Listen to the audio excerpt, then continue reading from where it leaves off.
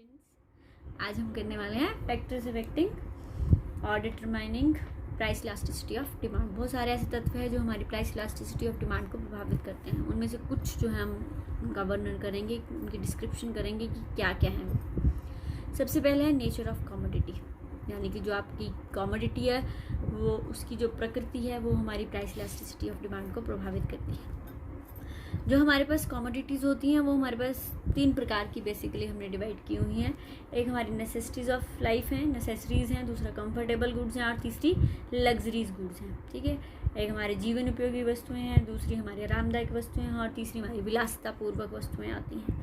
जो हमारी essential commodities हैं, जो नेसेसिटीज़ ऑफ लाइफ हैं, जैसे रोटी कपड़ा मकान आती है, तो इनकी जो डिमांड होती है वो कैसी होती है? इनइलास्टिक होती है। इनइलास्टिक कैसी होती है? क्योंकि इनकी कीमत के बढ़ने या कम होने का इनकी मांग पर कोई प्रभाव नहीं होता है।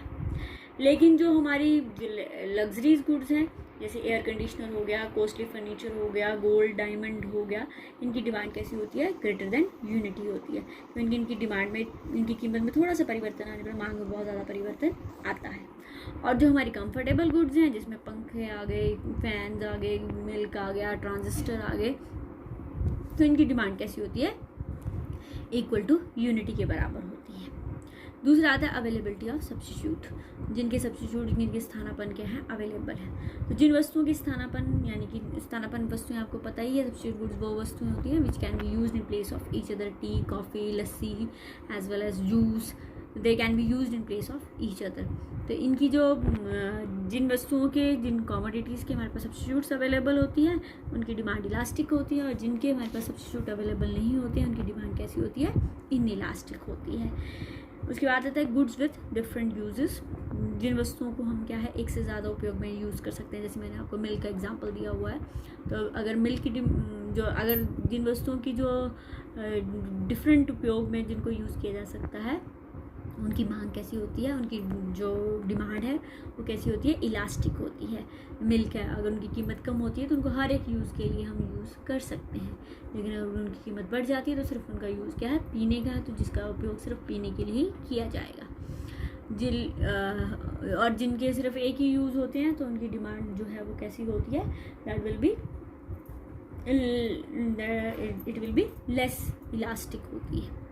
उसके बाद है पोस्टपोनमेंट ऑफ यूज़, जिसमें हम यूज़ का क्या कर सकते हैं? आगे पोस्टपोन कर सकते हैं। जैसे कीमतों के कम या बढ़ने पर जिन पे हम उनको क्या कर सकते हैं? आगे के लिए पोस्टपोन कर सकते हैं। जैसे मान लो ईंटों की कीमत बढ़ गई है या सीमेंट की कीमत बढ़ गई है, तो घर बनाने की जो डिमांड है उसको हम क्या कर सकते हैं? पोस्टपोन कर सकते हैं। तो जिनकी कमोडिटीज़ को पोस्टपोन किया जा सकता है उनकी डिमांड कैसी होती है? इलास्टिक होती है, और जिनको पोस्टपोन नहीं किया जा सकता है उनकी डिमांड कैसी होती है? इनइलास्टिक। जैसे भी मुझे प्यास लगी है तो मुझे पानी अगर 100 रुपीज़ का भी खर्च करना पड़े तो मैं क्या करूँगी? उसको खरीदूँगी। तो उसकी डिमांड कैसी है? इनइलास्टिक है। उसके बाद है इनकम ऑफ द कंज्यूमर, लोगों की आय, जिन लोगों की आय बहुत ज़्यादा होती है या बहुत कम होती है उनकी डिमांड कैसी होती है? आपके पास इनइलास्टिक होती है। लेकिन जो मिडिल क्लास फैमिलीज़ की है उनकी डिमांड कैसी होती है? इलास्टिक होती है, क्योंकि उनकी जो कीमतें जब उनकी बढ़ती हैं तो उनकी डिमांड क्या हो जाती है? कम हो जाती है।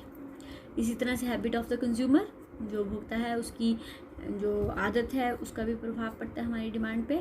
अगर जिस चीज़ के लिए हमारी हैबिट बन जाती है तो उसके लिए हमारी डिमांड कैसी होती है? इनइलास्टिक होती है। चाहे उसकी कीमत बढ़ भी जाए तब भी हम क्या करेंगे? सेम क्वांटिटी को ही खरीदेंगे। उसके बाद है proportion of income spent on commodity, हम अपनी आय का कितना हिस्सा जो है उन वस्तुओं पर खर्च करते हैं। जितना ज़्यादा हिस्सा हम खर्च करते हैं उतनी ज़्यादा वो क्या होती है? इलास्टिक होती है। जितना कम प्रपोर्शन हम यूज़ करते हैं अपनी इनकम का उन वस्तुओं पर उतनी ही उनकी डिमांड कैसी होती है? इनइलास्टिक होती है। जैसे न्यूज़पेपर हो गया, टूथपेस्ट हो गया, बूट पॉलिश होगी, तो अगर इनकी कीमतें बढ़ भी जाती है तो हम इनकी डिमांड को कम नहीं करते हैं। लेकिन जिनमें हम जो है अपनी इनकम का कुछ कंसिडरेबल पार्ट खर्च करते हैं उनके लिए उनकी डिमांड कैसी होती है? कम होती है। जैसे हमारे क्लोथ्स हो गए, फूड्स हो गए, डेजर्ट कूलर्स हो गए, तो इनकी कीमतों के बढ़ने पर हमारी डिमांड कैसी हो जाती है? कम हो जाती है। उसके बाद आता है प्राइस लेवल।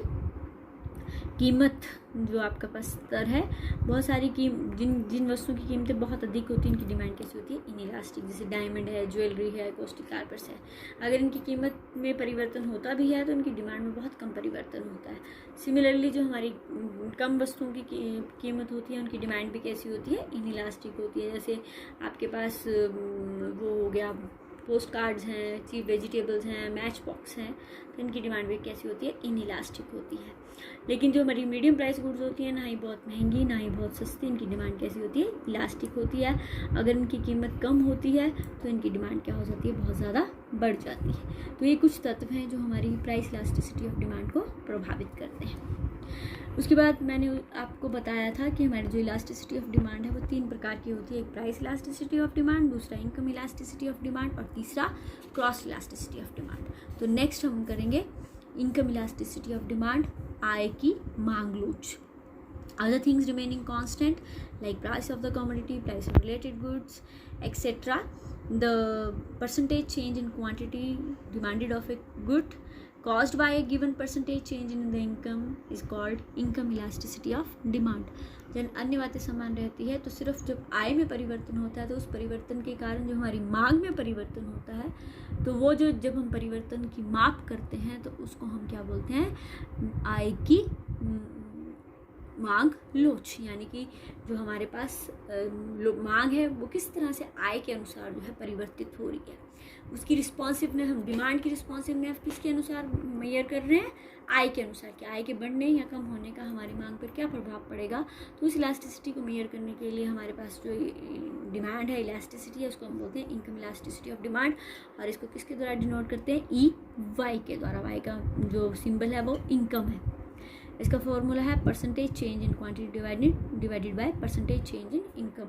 वैसे दोनों में ऑर्डिनरी कैसे, जनरली कैसे रिलेशन है, पॉजिटिव, इसलिए ये जो साइन है यहाँ पर पॉजिटिव ही होता है। इसका फार्मूला जब हम बनाते हैं तो ये बनता है delta Q over delta Y into Y by Q. Delta Q का मतलब है change in quantity, delta Y का मतलब है चेंज इन इनकम, Y का मतलब है इनिशियल इनकम और Q का मतलब है इनिशियल डिमांड। उसके बाद आता है what are the degrees of income elasticity of demand. Income जिस तरह से हमने प्राइस इलास्टिसिटी की डिग्री पढ़ी थी कि डी कैसे 1 होगी, कैसे 0 होगी, कैसे ग्रेटर देन 1 होगी, कैसे लेस देन 1 होगी, उसी तरह से इनकम इलास्टिसिटी ऑफ डिमांड की हमारे पास क्या होती है, डिग्रीज होती है। इसमें सबसे पहले आती है positive income elasticity of demand, धनात्मक मांग की आय लोच। ये income elasticity of demand for a good is positive when with the increase in income of a consumer the demand for good increases and with the decrease in income demand for good decreases.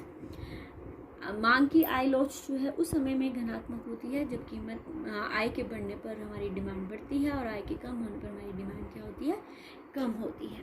तो ये जो हमारी normal goods होती हैं उस अवस्था में जो हमारा इनकम इलास्टिसिटी ऑफ डिमांड है वो कैसी होती है, पॉजिटिव होती है। पॉजिटिव का मतलब है we can show it with the help of an diagram. On the X axis there is quantity, on the Y axis there is income. Initially आपकी जो इनकम है वो B है तो डिमांड कितनी है Q। जब इनकम बढ़कर A हो जाती है तो आपकी डिमांड बढ़कर भी क्या हो जाती है, Q1 हो जाती है। तो अगर हम इस पॉइंट्स को जोड़ेंगे तो हमारे पास एक कर्व आएगा जिसका जो स्लोप है वो कैसा है, पॉजिटिव है। कौन सी वस्तु में होता है, नॉर्मल गुड्स। नॉर्मल गुड्स आपको पता ही है क्या होती है, जिनका इनकम इफेक्ट पॉजिटिव होता है और जो आपका प्राइस इफेक्ट है वो कैसा होता है, नेगेटिव होता है। ये हमारे पास जो positive income elasticity of demand है ये 3 प्रकार की होती है। एक है यूनिटरी, एक है लेस देन और एक है more than. Unitary income elasticity of demand is the situation when given percentage change in income is followed by a equal percentage change in demand. Unitary का मतलब है इकाई आय की मांग लोच। ये उस अवस्था में होती है जिसमें जितना परिवर्तन हमारे पास आय में आता है उतना ही परिवर्तन किस में आता है, हमारे पास इनकम में आता है।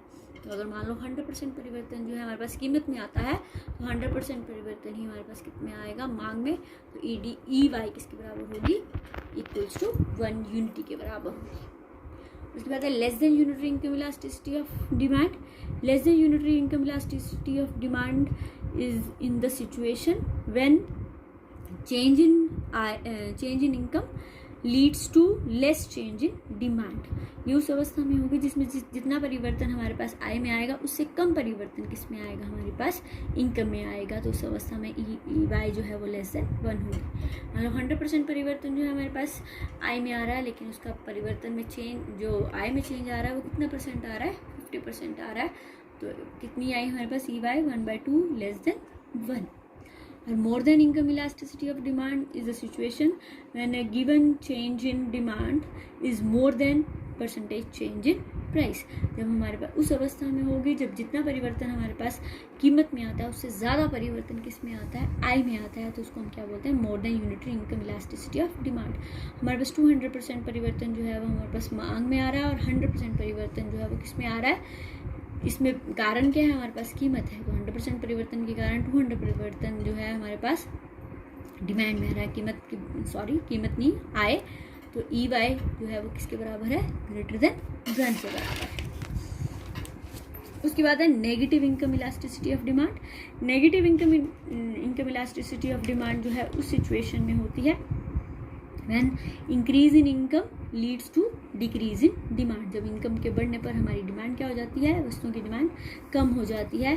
तो उस अवस्था में हमारे पास जो स्लोप आता है ED का वो कैसा आता है, नेगेटिव आता है। और ये किस केस में होता है, it will be in case of inferior goods. Inferior goods के केस में हमारी जो इनकम इलास्टिसिटी ऑफ डिमांड है वो कैसी होती है, नेगेटिव होती है। हमारी प्राइस P थी तो डिमांड Q थी, प्राइस जो है वो कम हुई तो हमारे पास डिमांड क्या होगी, बढ़ेगी। इसी तरह से प्राइस अगर कम होती जा रही है तो डिमांड क्या होती जा रही है, बढ़ती जा रही है। यहाँ हम बोलें कि अगर हम इस तरह से चलें, उल्टा चलें, तो हमारे पास कीमत के बढ़ने, ये income not that is your price, हमारी जो इनकम है वो Y2 है तो डिमांड Q2 है। इनकम बढ़कर Y1 हो गई है तो डिमांड कम होकर Q1 हो गई है। अगर इनकम और बढ़ रही है तो हमारी डिमांड क्या है, और कम हो रही है। किस अवस्था में होती है, इन्फीरियर गुड्स। उसके बाद आती है zero income elasticity of demand. Zero income elasticity of demand is situation when change in income does not brings change in demand. जब आय में चेंज होता है लेकिन मांग में कोई चेंज नहीं होता, तो उस अवस्था में जो इनकम इलास्टिसिटी ऑफ डिमांड है वो किसके बराबर होती है, ज़ीरो के बराबर होती है। और किस केस में होती है, ये नेसेसिटीज ऑफ लाइफ के केस में होती है। तो ये हमारे पास इसका जो शेप होती है, it is parallel to OY axis. हमारी इनकम 5 है तब भी हम यूनिट 4 खरीद रहे हैं। अगर इनकम बढ़कर 15 हो जाती है तब भी हम यूनिट 4 ही खरीद रहे हैं। अगर 25 हो जाती है तब भी हम यूनिट 4 ही खरीद रहे हैं। तो EY जो है पैरेलल टू OY एक्सिस। तो हमारे पास इस अवस्था में जो हमारी इलास्टिसिटी होगी वो किसके बराबर होगी, ज़ीरो के बराबर होगी। उसके बाद नेक्स्ट जो हमारी आती है वो आती है क्रॉस इलास्टिसिटी ऑफ डिमांड। मांग की आड़ी लोच। आड़ी लोच का मतलब है price of one and quantity of other. There is mutual relationship, there are mutual commodities, it is there will be a change in price of one commodity, it leads to the change in the demand of other commodity। अगर एक की कीमत में परिवर्तन होता है तो दूसरे की मांग में परिवर्तन होता है। तो इन वस्तुओं में जो इनकी जो हमने मांग की लोच अगर हमने मापनी है तो उसके लिए हमारे पास एक और मेथड है जिसको हम क्या बोलते हैं, cross elasticity of demand. Mutual relationship between the quantity demanded of good due to change in the price of another good can be measured by cross elasticity of demand. ये हमें ये बताता है कि अगर हमने एक वस्तु की कीमत में परिवर्तन होने पर दूसरे की मांग में कितना परिवर्तन आया है, तो उसकी माप के लिए हमारे पास इकोनॉमिक्स में एक और मेथड है जिसको हम क्या बोलते हैं, मांग की आड़ी लोच, क्रॉस इलास्टिसिटी ऑफ डिमांड। इसको हम EC के द्वारा डिनोट करते हैं और इसका फार्मूला होता है percentage change in quantity demanded of good X divide by percentage change in the price of good Y। Y की कीमत में परिवर्तन आने पर X की मांग में कितना परिवर्तन आया है। तो EC इज इक्वल टू, यहाँ पर मांग किसकी है, X की है, और कीमत किसकी है, Y की है। तो इसका फार्मूला बनेगा delta QX over delta PY into PY over QX। उसके बाद है इसकी कौन कौन सी डिग्रीज हैं, इसकी कौन कौन सी श्रेणियाँ हैं। तो इसकी हमारे पास पहली आती है घनात्मक या positive. Positive is in the case of which goods, it is on in case of substitute. स्थानापन्न वस्तुओं के केस में जो हमारी क्रॉस इलास्टिसिटी ऑफ डिमांड है वो कैसी होती है, पॉजिटिव होती है। There are 2 substitute goods, one is tea and other is coffee. तो अगर प्राइस ऑफ कॉफ़ी जो है वो बढ़ रहे हैं तो इस अवस्था में डिमांड ऑफ जो टी है वो क्या हो जाएगी, बढ़ जाएगी। It can be illustrated with the help of an diagram. On the X axis there is quantity of tea and on the Y axis there is price of Y, price of coffee. It shows that, ये हमें बताता है कि अगर हमारी कीमत price coffee की कीमत पी है तो क्वांटिटी ऑफ डिमांड कितनी है, क्यू है। लेकिन अगर कॉफ़ी की कीमत बढ़कर P1 हो जाती है तो जो टी की डिमांड है वो बढ़कर क्या हो जाती है, Q1। तो अगर हम दोनों पॉइंट्स को जोड़ें तो जो हमारा स्लोप आ रहा है डिमांड का वो कैसा आ रहा है, पॉजिटिव आ रहा है। तो cross elasticity of demand in case of substitute goods is positive.